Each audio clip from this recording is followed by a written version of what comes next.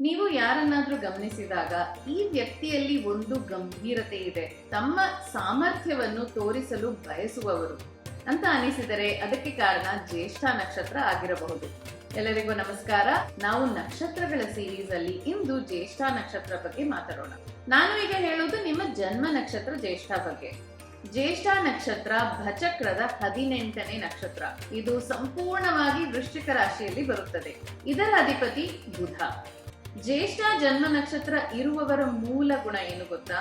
ಸ್ವಾಭಿಮಾನದ ಶಕ್ತಿ. ಜ್ಯೇಷ್ಠ ಅಂದ್ರೆ ಹಿರಿಯರು, ಶ್ರೇಷ್ಠರು.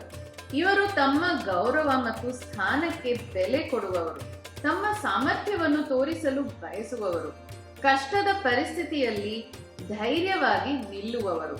ಜ್ಯೇಷ್ಠ ನಕ್ಷತ್ರದ ಸಂಕೇತ ಕಿವಿಯ ಓಲೆ. ಅದು ಅನುಭವ, ಪ್ರೌಢತೆ ಮತ್ತು ವಿಶೇಷತೆಯನ್ನು ಸೂಚಿಸುತ್ತದೆ.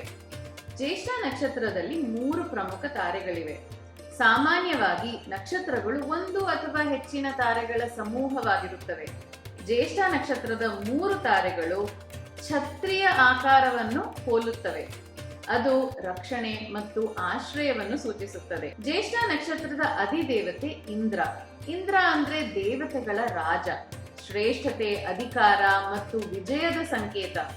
ಅದಕ್ಕೆ ಜ್ಯೇಷ್ಠ ಜನರಲ್ಲಿ ಗೌರವದ ಸ್ಥಾನವನ್ನು ಪಡೆಯಬೇಕು ಅನ್ನುವ ಮನೋಭಾವ ಕಾಣಿಸುತ್ತದೆ.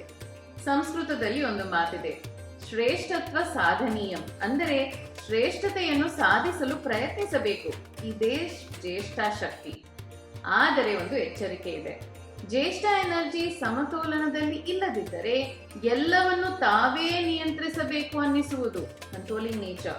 ಎಲ್ಲರ ಹೊರೆ ತಮ್ಮ ಮೇಲೆ ತೆಗೆದುಕೊಳ್ಳುವುದು, ಓವರ್ ರೆಸ್ಪಾನ್ಸಿಬಿಲಿಟಿ. ಬೇಗ ಮನಸ್ಸಿಗೆ ತೆಗೆದುಕೊಳ್ಳುವುದು, ಸೆನ್ಸಿಟಿವ್ ಟು ಕ್ರಿಟಿಸಿಸಮ್. ತಪ್ಪನ್ನು ಒಪ್ಪಿಕೊಳ್ಳಲು ಕಷ್ಟವಾಗುವುದು, ಡಿಫೆನ್ಸಿವ್ನೆಸ್. ತಮ್ಮ ಸ್ಥಾನಕ್ಕೆ ಹೆಚ್ಚು ಮಹತ್ವ ಕೊಡುವುದು, ಸ್ಟೇಟಸ್ ಕಾನ್ಶಿಯಸ್. ತಮ್ಮ ಅಭಿಪ್ರಾಯವನ್ನೇ ಹೆಚ್ಚು ಸರಿ ಎಂದು ಭಾವಿಸುವುದು, ಕ್ಲೋಸ್ ಮೈಂಡೆಡ್ನೆಸ್. ಜ್ಯೇಷ್ಠ ಜನ್ಮ ನಕ್ಷತ್ರ ಇರುವವರಿಗೆ ಸ್ವಾಭಿಮಾನ ಒಂದು ಶಕ್ತಿ, ಆದರೆ ಇತರರ ಅಭಿಪ್ರಾಯಕ್ಕೂ ಬೆಲೆ ಕೊಡುವುದು ಒಂದು ಜೀವನ ಪಾಠ. ನೀವು ಸ್ವಾಭಿಮಾನ ಮತ್ತು ವಿನಯ ನಡುವೆ ಸಮತೋಲನ ಕಲಿತಾಗ ನಿಮ್ಮ ಜೀವನ ನಿಜವಾದ ಗೌರವದಿಂದ ಬೆಳೆಯುತ್ತದೆ. ಜ್ಯೇಷ್ಠ ನಕ್ಷತ್ರ ಶ್ರೇಷ್ಠತೆಯ ಶಕ್ತಿ. ಸಮತೋಲನ ಬಂದಾಗ ಅದು ಸಾಮರ್ಥ್ಯ ಮತ್ತು ಆತ್ಮವಿಶ್ವಾಸವಾಗಿ ಮೂಡುತ್ತದೆ. ಇದು ಜ್ಯೇಷ್ಠ ನಕ್ಷತ್ರ ಬಗ್ಗೆ ಸರಳ ಪರಿಚಯ. ಮುಂದಿನ ವಾರ 19ನೇ ನಕ್ಷತ್ರವಾದ ಮೂಲ ನಕ್ಷತ್ರ ಬಗ್ಗೆ ಮಾತಾಡೋಣ. ಜ್ಯೋತಿಷಾಸ್ತ್ರ ನಮ್ಮ ಭಾರತೀಯ ವೇದಾಂಗ. ಇದನ್ನು ಸರಳವಾಗಿ ತಿಳಿದುಕೊಳ್ಳಲು ಆಸಕ್ತಿ ಇದ್ದರೆ ಸಬ್ಸ್ಕ್ರೈಬ್ ಫಾಲೋ ಮಾಡಿ. ಧನ್ಯವಾದಗಳು.